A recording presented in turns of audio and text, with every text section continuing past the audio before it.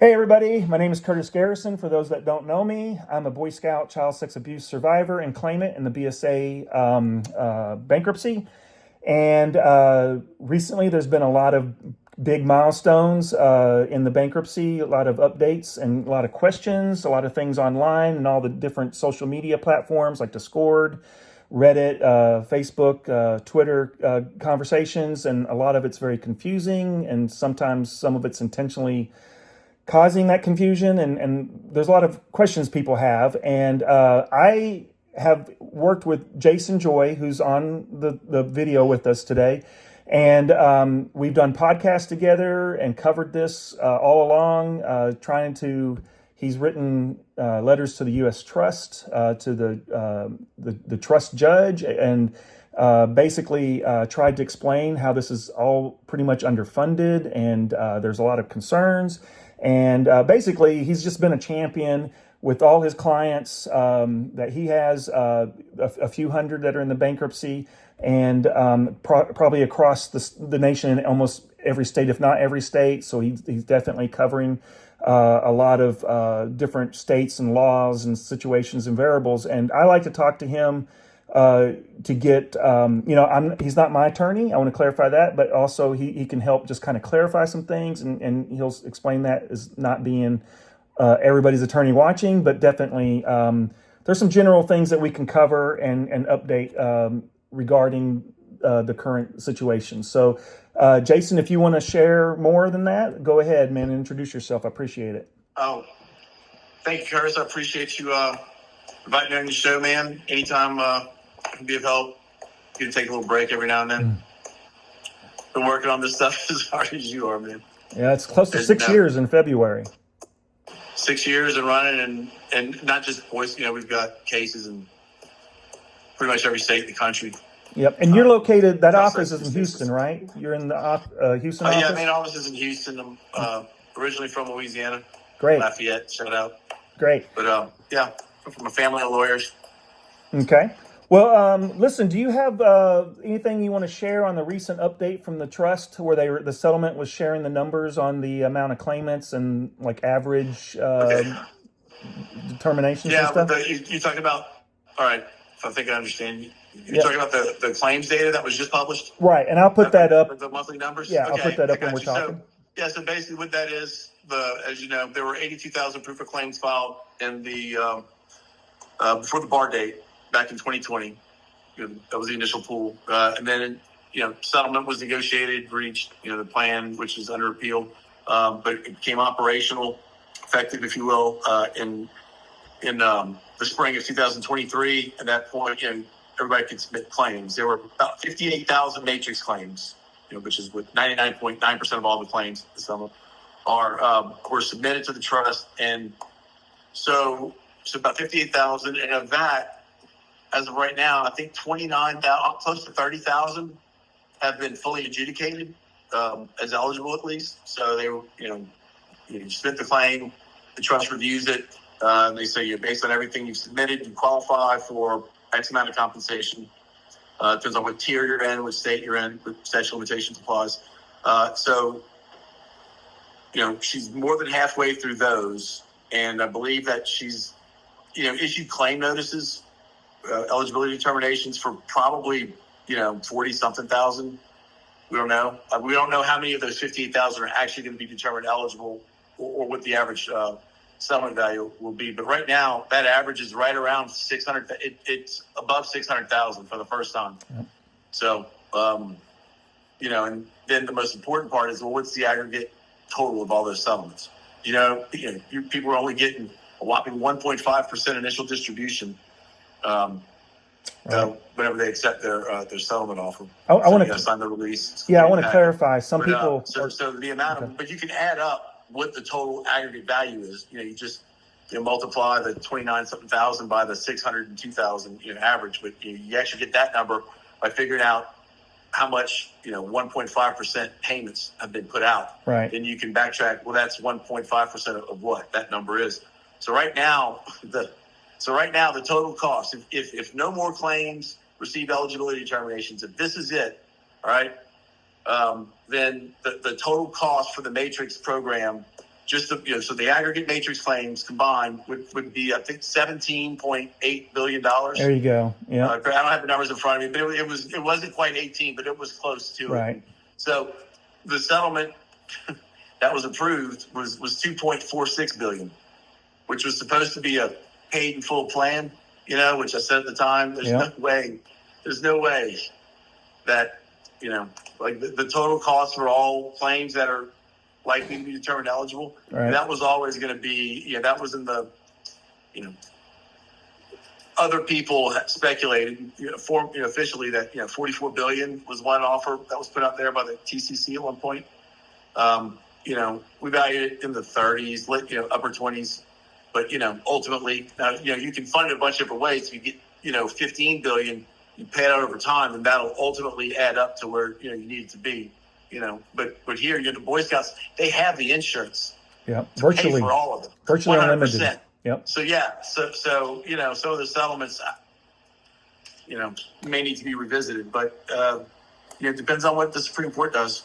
So to clarify, because some people are confused and some people are, bot accounts or whatever are posting different things, but we're only getting 1.5% max, right? Each if it gets to a certain point. As an initial distribution. Yes, because people, they need to find out the total. Right?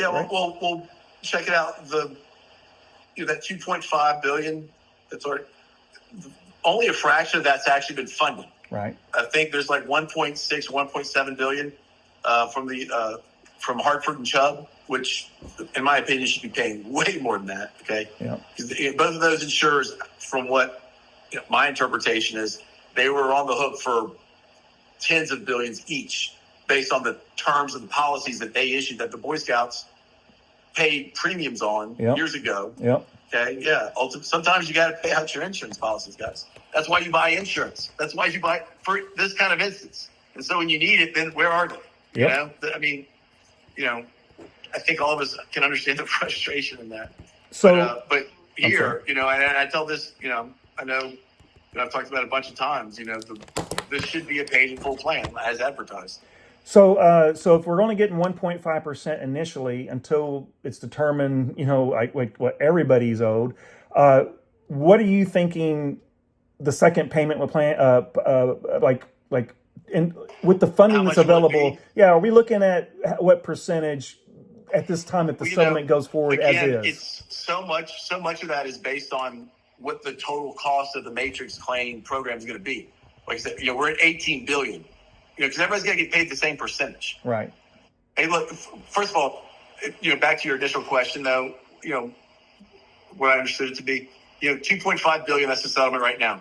Only 7, maybe 800 million of that was made available to Judge Hauser to then distribute and also, pay administrative costs and expenses and stuff, which, they're probably at 150 million now. Yep. Now that will taper down significantly as the program winds down too, but still, I know some of it's earned interest, but that 1.7 billion that's been sitting in escrow for like 3 years, I think, and generating interest, which I understand is probably in the, a couple hundreds of millions now. So you figure there might be, by the time it's released, and I don't think, it will take a bit longer for the trust to get through everything. Right. There's some issues that I'm sure you want to talk about at law firm and stuff, but yeah, but still though, you can get to a point where you kind of extrapolate like what the worst could possibly be. Right. And they are going to disallow a lot of claims, for a while we were thinking, 56,000, 57,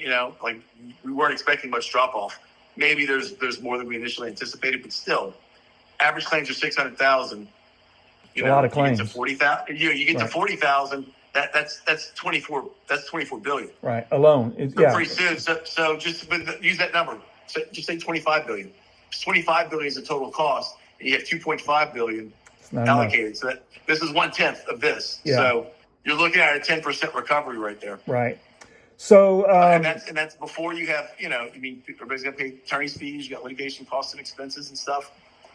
You've got all sorts of things that go into getting us here.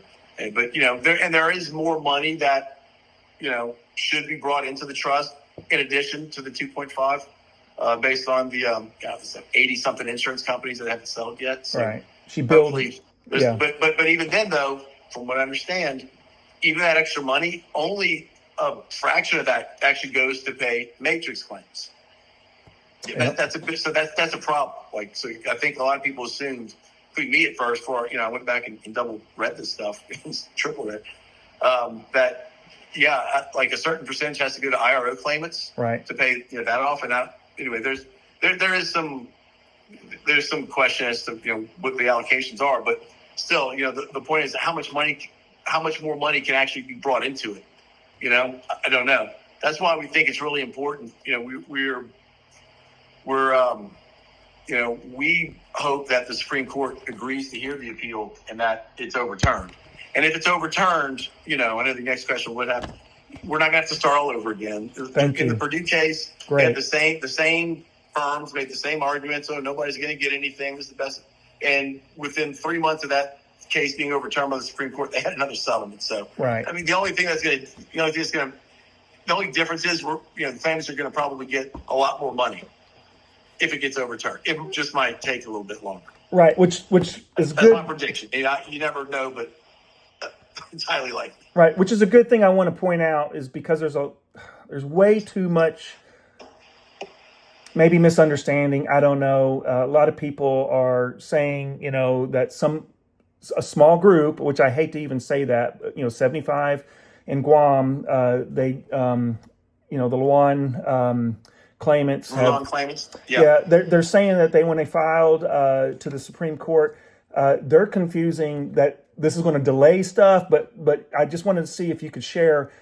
In my opinion, the Lajun claimants, right. That's not delaying anything. I mean, you can't get your second distribution. Right. Yeah, certainly, because that money's not going to come over until all appeals are final. But even if the Supreme Court denies it, it's going to be a while before they get an idea of how much the total thing should cost. Exactly. Especially with... To a sufficient degree of certainty to be able to distribute more. Let this money go, okay? Right. I mean, you can't have a situation where, we're out of, second distribution monies. We're sorry. Yeah, that's not gonna sell. And it's not going to come soon. Certainly, especially not after all that's happened.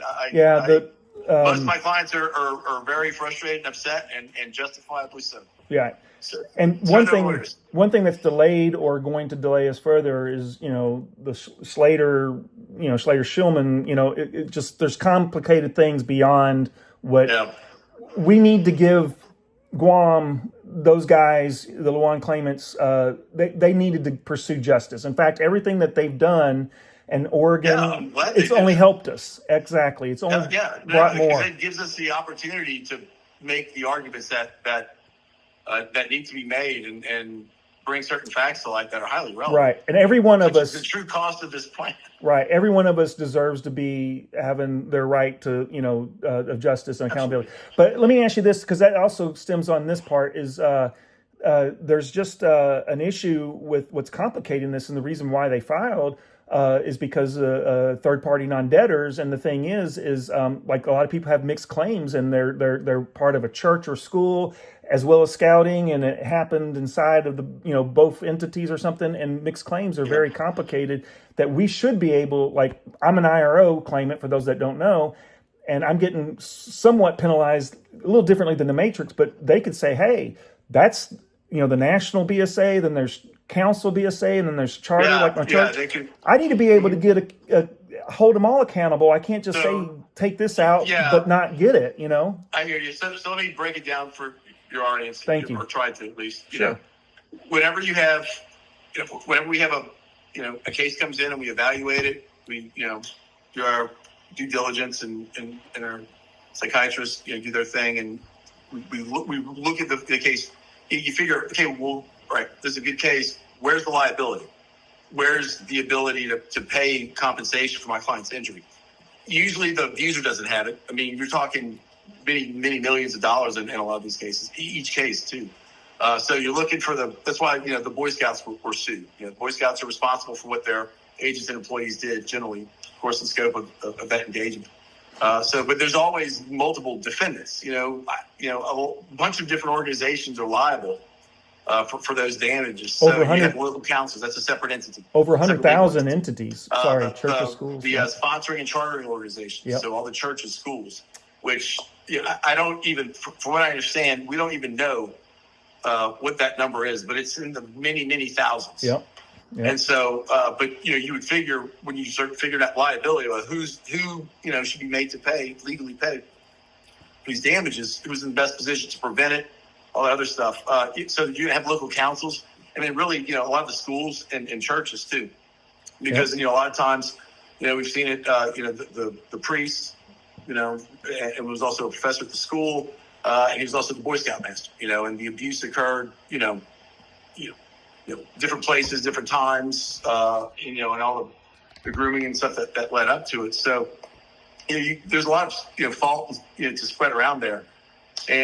But in this case, you're not able to do that. Even though the Boy Scouts of America are in bankruptcy, all of these other non-debtors that also have their own assets and their own ability to pay, just given the facts, whatever case, they're being let off the hook really as well. So we can't go seek additional compensation, right, or the rest of the money we're not getting paid. We would normally be able to go and pursue other entities right, to recoup that difference. We're not able to do that here, okay, because of the way the settlement was drawn up. So number one, you've got, there's not enough money. All right, well, what can we do about that? Well, this deal's final. Other co-defendants, you're in, not all, because we have some that we're certainly pushing. But in many instances, probably most, you're out of luck there. You can't get to the local councils.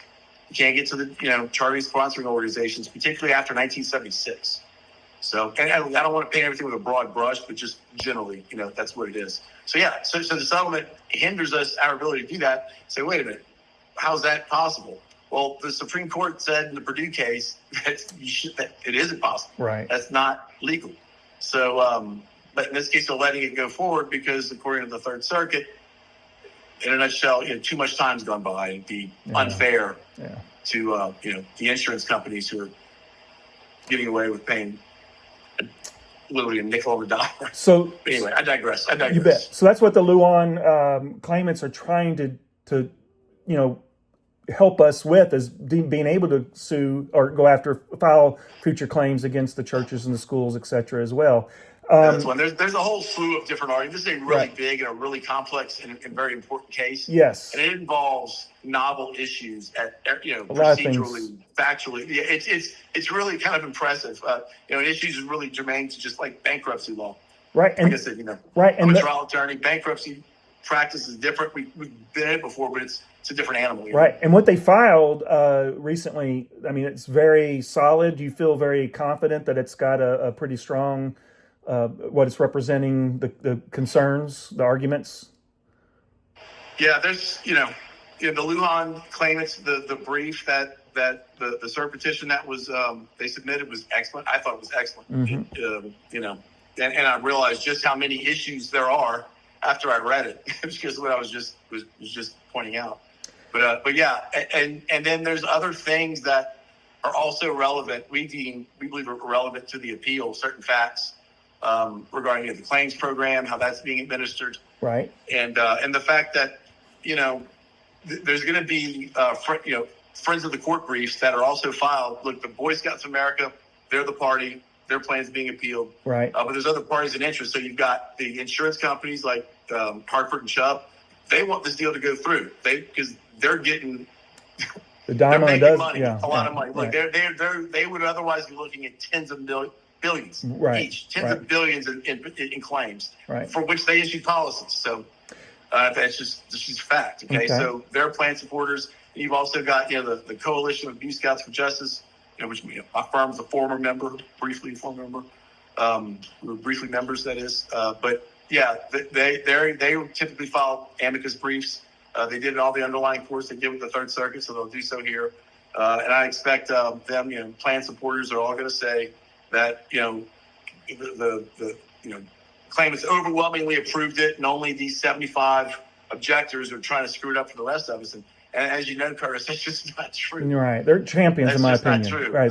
And plus, suffice it to say, people that voted for the plan but didn't realize that there was a certainty that you were only be getting a small percentage of that based upon just the numbers.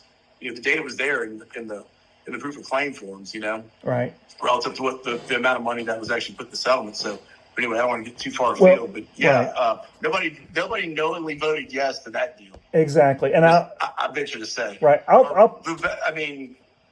Right. Yeah. I'll personally share. No one knowingly voted. Knowing that there's enough insurance to pay, right, 100%. Right. This isn't a situation where that's just not enough money available. That's not true. Right. We're approaching kind of the last question here. Not too much longer to wrap up on this, but I just want to personally share that I rejected both rounds, voted to reject it twice, and the thing is that. Sorry, I just had a text, even though it went through my did not disturb, but I'll fix that. But the thing is so I reject, but many people also, they looked at the math and did not support this plan. And they definitely, many more are seeing the results and seeing how it's so underfunded and not wanting only 5 or 8% if we're lucky at the current situation.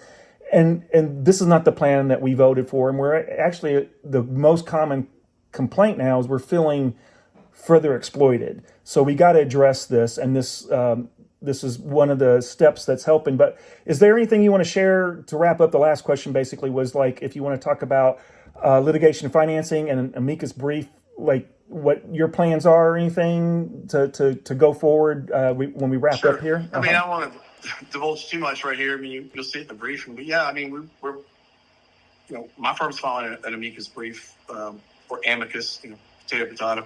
But with the Supreme Court in support of the Lajun claimants, and we're also offering a different point of view that may not have been out there that's highly relevant. But maybe some, like, for example, that claims data that we talked about at the beginning of your show, the fact that this currently it's about 18 billion already. How much more will it go? I don't know, but already that's just so far beyond what was the court was led to believe by the evidence that was presented by the Boy Scouts of America at the trial / confirmation hearing. So that's the Third Circuit. The panel specifically asked that question. Nobody could answer it. They obviously recognize that that's an important thing. So these things, we just want the Supreme Court to have a more complete record because we think that's been, certain points of view have not been adequately represented in the record there. So, but anyway, we'll give it a shot, and whatever happens, we're going to continue to do everything we can on behalf of our clients. There's even worst case scenario, we found a number of mixed claims. So we've been able to, in addition to the Boy Scout case, that's one instance where we can go after other parties. So that would be an instance where, they suffered scouting related abuse, but they also were abused not connected to scouting activities. Right. So we've been able to do that. Statute of limitations has to be open for my firm.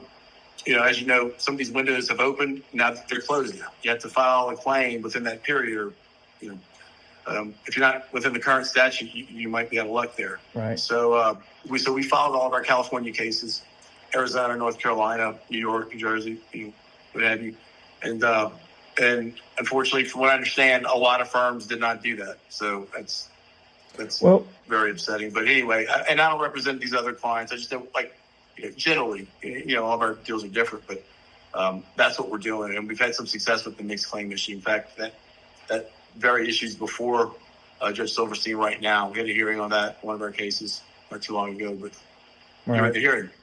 Well, I do want to wrap up by saying, first of all, speaking of statute of limitations, this has been a long journey. And a year or two into the bankruptcy, Louisiana opened up their statute of limitations. They eliminated it, or had a window for 3 years. But we fought the